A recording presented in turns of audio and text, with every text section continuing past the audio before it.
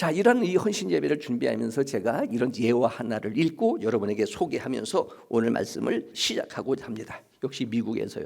왜냐하면 우리나라가 이 미국의 영향을 많이 받았잖아요.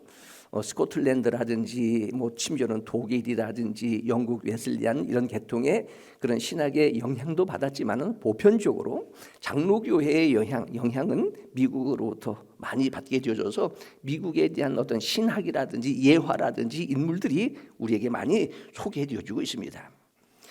미국에서 역시 평생 일에만 집중하며 살던 한 남자가 있었는데 일만 하느라고 결혼을 하지를 않았고 못했습니다. 이제 가족들이 먼저 세상을 떠나게 되어지고 혼자서 인생의 말년을 보내게 되어지는데 몸이 약해지고 스스로 세상 떠날 날이 가까웠다는 것을 느낀 이 남자가, 여러분 집안에 그런 일을 겪고 나니까 자꾸 이런 것만 눈에 보이는 거예요. 이런 글만 눈에 보이는 거예요. 이 남자가 내가 이제 얼마 남지 않았구나를 느끼고 변호사를 찾아가 유서를 맡기면서 이렇게 말합니다. 제 장례식은 새벽 4시에 치러주시고 이 유서는 그날 그 사람들 앞에서 공개해 주십시오. 몇 달 뒤 이 남자가 세상을 떠났습니다. 변호사는 그 말대로 새벽 4시에 장례를 치르게 되어지는데 평상시 이 남자와 친밀한 교제를 이루면서 알고 있었던 지인들의 전화번호를 받았던 이 변호사가 지인들에게 연락을 했습니다. 소위 말하는 부고였잖아요. 요즘은 우리가 SNS에 이렇게 부고장을 날리지만 저희들이 어렸을 때는 집집마다 돌아다니면서 부고요 하면서 이렇게 다녔던 그런 생각이 나는데, 자, 이 남자가 이제 세상을 떠났고 그 말대로 새벽 4시에 이제 장례식을 치르면서 이제 지인들에게 연락을 했는데 수백 명 수백 통의 그 전화번호로 연락을 했지만 새벽 4시에 장례식에 참석한 사람은 딱 4사람뿐입니다. 그리고 그 조문객 4사람 앞에서 변호사는 남자의 유언장을 공개하게 되어지는데 내용은 간단하게 이렇습니다. 이 새벽에 진심으로 나를 생각해 참석한 친구들에게 감사와 존경을 담아 내가 평생 모은 재산을 n분의 1로 즉 골고루 나누어 주십시오 하는 것이 그의 유언이었어요. 이 4명은 그래도 그가 남긴 그 유산 중에 나누어 보니까 1인당 10만 달러씩. 그러나 정말로 좋은 친구들이에요. 고인의 이름으로 사회 곳곳에 환원을 하면서 4사람은 끝까지 우정을 지켰다 하는 내용입니다. 여러분, 우리가 아는 함석헌 씨의 이런 친구를 가졌는가라고 하는 그런 글들이 우리에게도 알려주고 있지만, 자, 기쁜 일이 생겼을 때는 한 발 늦게 찾아가고 슬픈 일이 생겼을 때는 한 발 먼저 찾아가는 것이 진정한 우정이다. 기쁜 일이 생겼을 때는 한 발 늦게 찾아가고 슬픈 일이 생겼을 때는 한 발 먼저 찾아가는 것이 진정한 우정이다. 시간이 남았을 때에 할 일이 없을 때에 친구를 찾아가고 바쁜 시간 누워 그때 이렇게 할 수 있겠는가 할 수 있을지는 모르지만은 어쨌든 지금까지 살아오면서 친구라 우정을 나눌 수 있는 진실한 사랑과 우정을 나눌 수 있는 친구가 있느냐 하는 거예요.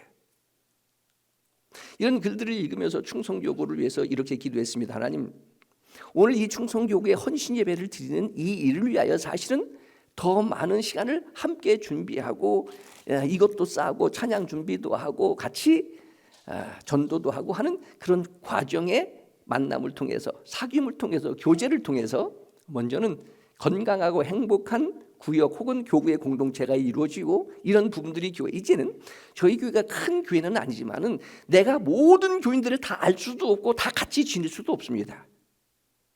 그렇다면 작은 공동체로부터 시작을 해서 구역으로부터 시작해서 적어도 교구 정도는, 그래서 이런 헌신 예배를 준비하면서 어떻게 보면 참 부담스럽기는 하지만 이런 일들을 통해서 좀 가까워지는 거예요. 좀 깊은 사귐이 있게 되어지는 거예요. 마치 성경에서의 우정하게 되어지면 다윗과 요나단, 나와 너 사이에 여호와께서 영원히 계시기를 원하노라. 그래도 한 공동체라고 하는 이 조직 속에서, 영광교회라고 하는 이런 공동체 속에서 지지고 볶아도 그래도 관계가 유지되어지는 것이지. 우리의 영원한 관계, 이런 코이노니아가 이루어지는 헌신 예배의 준비의 과정 속에서 그러한 공동체가 됐으면 좋겠다 하는 것이 바람입니다. 여러분들은 뭐 어디서든지 쉽게 만날 수 있지, 뭐 교인들은 뭐 떠났어도 또 만날 수 있지. 그러나 보편적으로는요, 일단 목사와의 관계는 교회를 떠나면 저는 만날 수 없습니다. 길거리에 지나가다가 만나면 인사 정도는 할 수 있을지는 모르지만은 이제는 만남 자체를 포기하는 거예요. 왜냐하면 개인적으로 나는 목회의 윤리를 지켜야 되겠다. 다른 교회에 다니고 있는 교인을 내가 만난다고 한다면 그 교회의 담임 목사는 어떻게 되겠어요? 예를 들면 우리 교회의 집사님을 다른 교회의 목사님과 같이 식사를 한다, 차를 마신다, 그 목사님이 그 가정에 신방을 한다 하게 되지면은 말로는 많은 목사님 만나면 좋은 거지요라고 하지만 속으로는 질투. 왜? 이게 사랑이니까. 나는 누구인가? 오늘 봉독한 말씀을 통해서 어버이 주일이니까 제목은 하나님의 자녀, 내가 누구의 자녀냐 하는 거예요. 물론 오전에 말씀드렸던 것처럼 나를 육체적 DNA의 개념 속에서 낳아주신 부모의 자녀가 있듯이, 그러니까 꼭 누구 닮았다? 아빠 닮았다라고 하는 것이 붕어빵이라고 하게 될 때에 보편적으로는 야, 너 아버지 좀 닮아라, 너 어머니 좀 닮아라, 그런 얘기는 거의 듣기가 힘들 거예요. 오히려 반대로 너 하는 것이 꼭 네 아버지 같냐 한다든지, 부정적인 측면에서, 우리가 교회적인 측면에서도 마찬가지예요. 목사와 성도와의 관계가 영적인 관계로 내가 복음으로 혹은 믿음으로 내가 너를 놔또다 하는 참 믿음의 아들이라 하게 될 때에 그래도 신앙생활은 이렇게 했으면 좋겠다라고 하는 바람이 있는 것 당연한 것 아니겠습니까? 그래서 어떻게 보면 설교한 것보다도 더 어려운 부담이 뭐냐면은 나도 저렇게 좀 신앙생활을 하고 싶다라고 하는 감동이 되느냐 하는 거예요. 이런 신앙생활, 교회생활 좀 크게는 인생의 모토가 될 수 있느냐 하는 거예요. 설교는 저렇게 하지만은 절대로 나는 저렇게 신앙생활 안 할 것이다, 예수 안 믿을 것이다. 어떻게 보면 이런 부분들은 여러분들과의 관계에서도 마찬가지지만 나는 우리 교회에 함께 동역하는 목사님들에 대한 부담이 이런 부분들입니다. 항상 완벽하고 좋은 관계만 되겠어요? 때에 따라서는 불편한 것들도 있을 것이지만은 난 절대로 저렇게 목회 안 해 하는 것보다는 있으면서 나도 저렇게 목회하고 싶다 하는 감동을 주는 그런 목사가 되고 싶다. 올 가정의 달을 맞이해서 나는 좋은 아빠가 되고 싶고, 좋은 남편이 되고 싶고, 좋은 부모가 되고 싶고, 부모님이 살아계시니까 나는 좋은 자녀가 되고 싶다.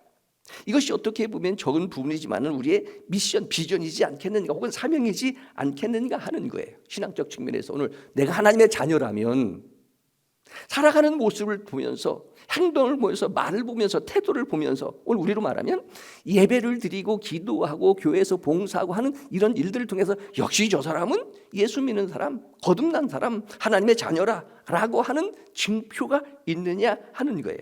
오늘 봉독한 본문의 내용들입니다. 하나님의 영으로 하나님의 사람된 거듭난 우리 모두는 누구의 자녀입니다? 하나님의 자녀입니다. 오늘 내용을 다 기억하지는 못해도 이 제목 하나만큼은 기억했으면 좋겠다. 분명한 자기의 정체성, 소위 말하는 아이덴티티라고 하는 긍정적 자상을 가졌으면 좋겠다. 오늘 오전에 힘들고 비싸게 초청을 해서 우리가 배웠으니까 자, 옆 사람을 바라보면서 나는 하나님의 자녀입니다. 우리는 하나님의 자녀입니다. 잘 돼도 안 돼도, 세월이 흘러도, 슬퍼도, 비가 오고 눈이 와도 나는 하나님의 자녀라고 하는 이것만큼은 분명한 자기의 정체성, 이것 가지고 살자. 제가 스스로 잘하는 것 중에 하나가 나는 목사다라고 하는 거예요. 물론 나는 가수다라고 하는 어떤 예능 프로그램이 있지만은 나는 목사다. 어디 가서도 나는 목사다. 그러니까 목사답게 말하고 싶고, 목사답게 행동하고 싶고, 목사답게 그렇게 살아가고 싶고, 물론 결코 쉬운 것은 아니지만 그래도 내가 목사이지 않는가. 누구를 만날 때도 하나님, 신앙에 유익이 되어지는 만남, 평안한 만남, 행복한 만남, 혹시 아픔과 상처가 있다면 치유되어지는 만남, 또 그들을 위해서 기도하게 되질 때에 내가 그래도 목사니까, 내가 좀 목사니까 그래도 장로보다는 집사보다는 권사보다는 성도보다는 조금 더 나아야 되지 않겠느냐 하는 거예요. 그래서 가깝게 지내서 신앙에 유익이 있어야지 가깝게 지내는 것 때문에 실망하게 되어지면 이게 되겠느냐 하는 부분입니다. 오늘 본문이 그거예요. 하나님의 영으로 하나님의 사람 된 모든 그리스도인은 누구의 자녀입니다. 하나님의 자녀입니다. 이거 하나만큼은 양보하지 말자. 나는 누구라고요? 하나님의 자녀라. 12절의 말씀입니다. 전에는 내가 육신에게 져서 육신으로 살았다가, 그런데 육신의 생각은 사망, 우리가 있는 것처럼 이제는 그리스도의 영으로 성령으로 인하여 내가 지금 거듭난 우리 모두는 다 하나님의 자녀가 되었습니다. 15절에 이런 말씀이 있습니다. 무서워하는 종의 영이라. 이게 예수 믿기 이전이지요. 의식하든 의식하지 않든 세상의 영입니다. 2절의 말씀에 보면 죄와 사망의 법입니다. 7절에 보면 하나님과 원수가 되어집니다. 그러니까 하는 일이 뭐예요? 육신의 생각들. 하나님의 자녀 되게 하는 일. 15절에 양자의 영을 받았으므로 우리가 하나님의 영을, 그러니까 양자의 영이 15절에 양자의 영으로 하나님을 아빠, 아버지라고 부른다면 14절에 보니까 이 양자의 영이 무슨 영이에요? 하나님의 영입니다. 하나님의 영이 무슨 영이에요? 그리스도의 영이 되어지는 겁니다. 오늘 말씀이 그런 것이거든요. 그러니까 이런 영은 뭐 하는 거예요? 11절의 말씀에 살리는 영이에요. 살리는 영. 이 영을 16절에 보면 성령으로 표현되어지는 삼위일체적 이해가 되어지는 겁니다. 우리가 하나님의 자녀라고 하게 될 때에 육체적인 의미가 아닌 영적인 의미로 예수 그리스도를 통해서 양자의 영을 받고 하나님을 아빠, 아버지라.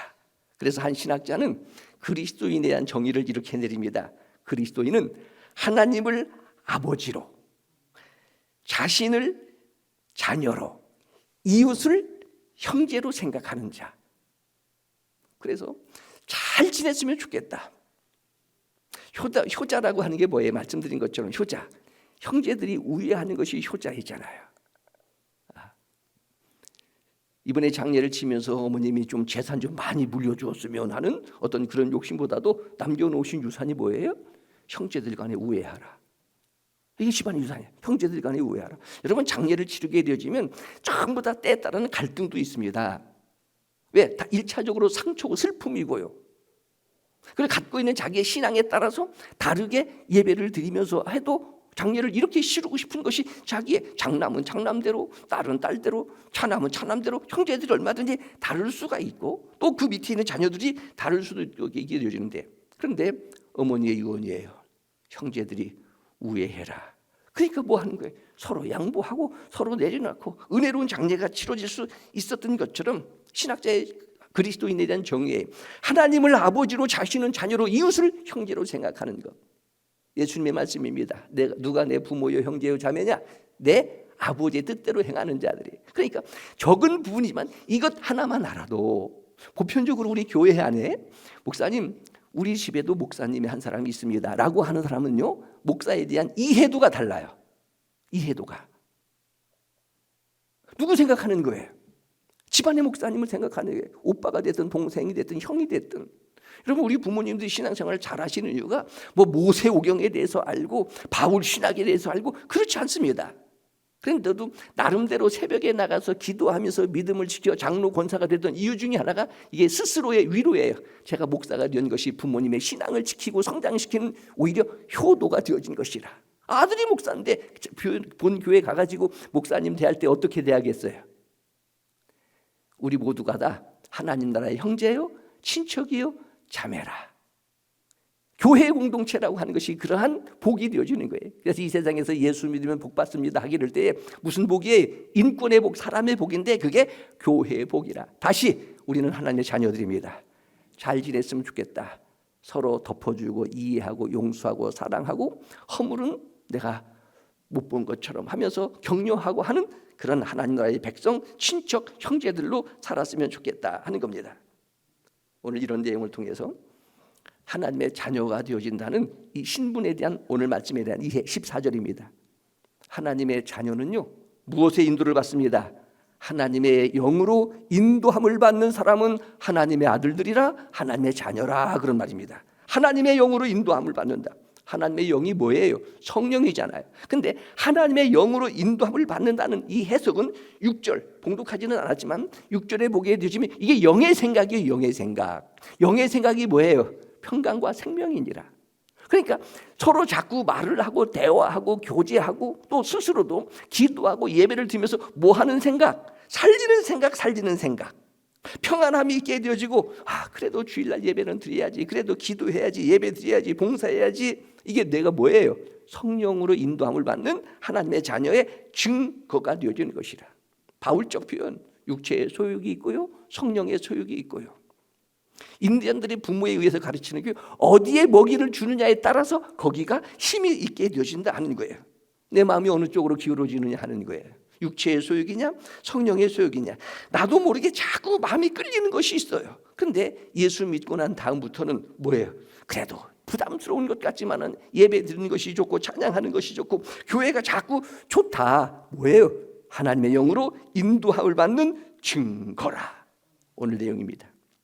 두 번째, 하나님의 자녀는요 15절의 말씀에 보니까 하나님을 뭐라고 부릅니다. 따라하겠습니다. 하나님은 나의 아버지십니다.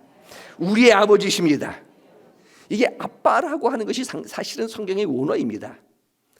아람의 군대 장관 나만의 그런 납병 환자라고 한다든지 하는 이 당시에 아람이라는 나라가 굉장한 강대국이었기 때문에 그들이 지배하고 침략했던 나라들마다 뭐가 남겨져 있어요? 언어가 남겨져 있는데 이 아빠라고 하는 이 아람어도 역시 영어로 말하면 father, 파테르 파더라고 하는 헬라어로는 아빠인데 가만히 들어보게 되어지면 태어난 아이들이 어렸을 때 한국 아이나 미국 아이나 서양 아이나 동양 아이나 이렇게 보면 첫 번째 자기의 아버지를 부를 때 뭐라고 부르는 것 같아요? 아빠? 아빠? 부르는 어떻게 보면 공통어가 되어지는데 우리가 친아들은 아니지만 양자의 영으로 예수님 때문에 내가 하나님의 자녀가 되어져 하나님을 아빠, 아버지라. 그러니까 나이가 들어갈수록 아버지, 물론 어머니라고 하는 것은 이제 군대 생활할 때까지는 이 어머니가 우선적인 그런 생각이었는데 나이가 들어갈수록 이제 뭐예요? 아버지 하는 것. 아버지. 양자의 영을 받았으므로 힘들고 어려울 때 아버지라고 부르짖느니라. 부르짖는다라고 하는 이 단어의 표현은요, 첫째는 감탄적 표현입니다. 감탄, 아버지. 이 세상에서 최고의 단어 아버지.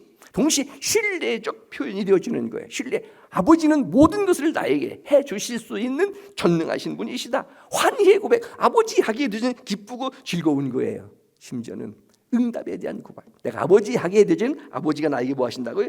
대답하신다. 하나님의 자녀는요, 하나님의 영으로 인도함을 받는 자, 하나님의 자녀는 하나님을 아버지라고 부르는 자. 그러니까 아버지라는 말이 근원이라는 말입니다. 내 생명의 근원이 되신다. 16절의 말씀에 보게 되어지면 성령의 증거가 있다. 성령의 증언이 있다. 누구라고요? 하나님의 자녀라고 하는 유대인의 전설입니다.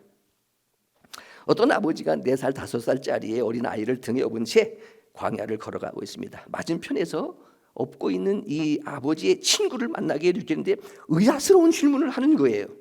내 등에 업고 있는 아이가 누구냐? 아들이야. 그런데 짓궂게 이 친구는 등에 있는 아들에게 또 묻습니다. 너를 업고 가는 이 사람은 네 아버지냐?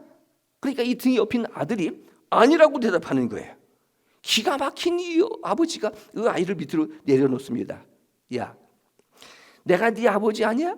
내가 가르쳐 주었고 너에게 먹을 것도 주었고 너를 업고 가기도 하고 먹여주고 했는데 어떻게 아니라고 대답하느냐? 그러니까 아들이 이렇게 대답하는 거예요. 종도 다른 사람도 먹여주고 입혀주고 업어주고 다 할 수 있는데 나는 아니라. 그러면 어떻게 아버지라고 하는 사실을 알 수 있을까? 어머니가 있어야 한다. 이 어머니가 아들에게 이분이 내 누구이시다? 아버지시라. 증명해 주는 것. 이것이 이제 탈무드에 나오는 아버지가 내 아버지라는 것. 여러분 그렇잖아요. 아버지 보고 태어났어요? 어머니가 이분이 내 아버지이시다라고 증거해 주는 것처럼 여러분 18세기 영국에서는 아버지를 믿지 못하는 자식들이 많이 있었답니다. 그런데 누가요? 어머니가 이분이 내 아버지이시라 하는 것처럼 오늘 말씀에 성령이 이분이 내 하나님이 내 아버지시라 증거되어지는 것. 이런 그리스도인 하나님의 자녀는요 17절의 말씀에 보면 무엇도 함께 받는 것이다. 영광을 받기 위하여 고난도 함께 받는 것이라. 하나님의 자녀이니까 영광뿐만 아니라 그분이 십자가 지신 것처럼 제자도 고난도 함께 받아야 될 것이니라. 한 가지만 더 18절에 있는 말씀, 현재의 고난은 장차 받을 영광과 좋게 비교합도 없도다라고 하는 가정적 측면에서 테레사 수녀에 대한 이야기가 이런 것이 전해지고 있습니다. 우리가 아는 것처럼 캘커타라고 하는 지역의 어린 아이들 고아들을 상대로 해서 선교 활동을 했던 이 테레사 수녀에게 있었던 일이에요. 다리 밑에서 병든 아이가 있었습니다. 그 아이를 데려다가 목욕시켜주고 옷을 입히고 먹을 것을 주었어요. 그런데 이 아이가 밤만 되면 도망을 가는 거예요. 다시 붙잡아 데려다가 씻겨주고 먹여주고 입혀주고, 근데 밤만 되면 또 도망가는 거예요. 그러자 어느 날 이 테레사 수녀가 도망가는 그 아이의 뒤를 밟아 찾아가 보니까 주워왔던, 흔히 옛날에 그랬잖아요. 너 다리 밑에서 주워왔어 이렇게 얘기하는 것처럼 그 다리 밑에 낡은 움막으로 들어가 봅니다.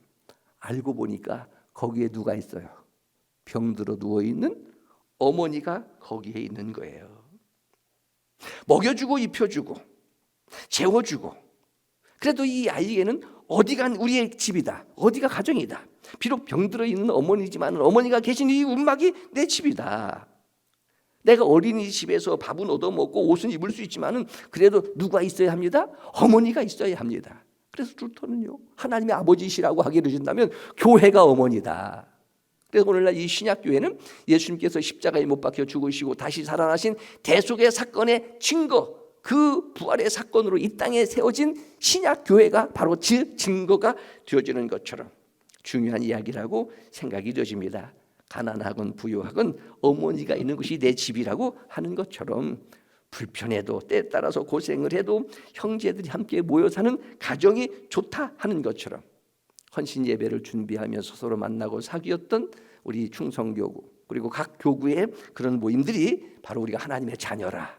우리 하나님의 자녀라. 그러니까 내 감정, 내 기분보다도 하나님의 영으로 인도를 받게 되어지고 나의 하나님, 너의 하나님, 우리의 하나님.